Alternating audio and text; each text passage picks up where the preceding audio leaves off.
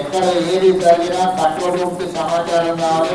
అదేవిధంగా control room నుంచి మళ్ళీ అక్కడ సంబంధిత కలెక్టర్లు కానీ సంబంధిత శాఖలకు ఎక్కడెక్కడ ఏ డిపార్ట్మెంట్ తోని సమాచారాన్ని పంచుకోవాలి, ఏ డిపార్ట్మెంట్ మనం అప్రమత్తం చేయాలో కంప్లీట్ గా నిరవధికంగా 24/7 కమ్యూనికేషన్ ఉండాలి.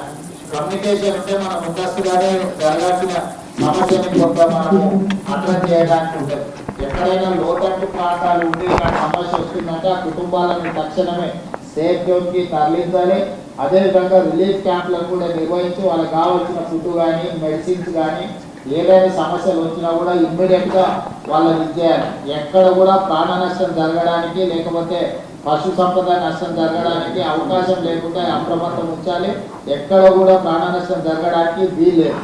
అదేవిధంగా ఈ ఎఫెక్టెడ్ ఫ్యామిలీస్ ఎవరంటే వాళ్ళకి సహాయం అందించడానికి కలెక్టర్లు వీళ్ళందరూ కూడా లోకల్ గా మీ దగ్గర ఉండే ఫండ్స్ డిజాస్టర్ ఫండ్స్ నుంచి ఇమ్మీడియట్ గా వాడుకోండి. చీఫ్ సెక్రటరీ గారితో కూడా ఏదైనా ఉంటే ఇమ్మీడియట్ గా ఫండ్స్ రిలీజ్ ఏదైనా ఉన్నా ఇట్లాంటి వాటి దగ్గర వెనక ముందు ఆలోచన చేయాల్సిన పని లేదు. ప్రజలకు సహాయం అందించడానికి అవసరమైన నిధులను కలెక్టర్లు ఖర్చు పెట్టండి. దాంతోనే ఇది చేసుకోండి.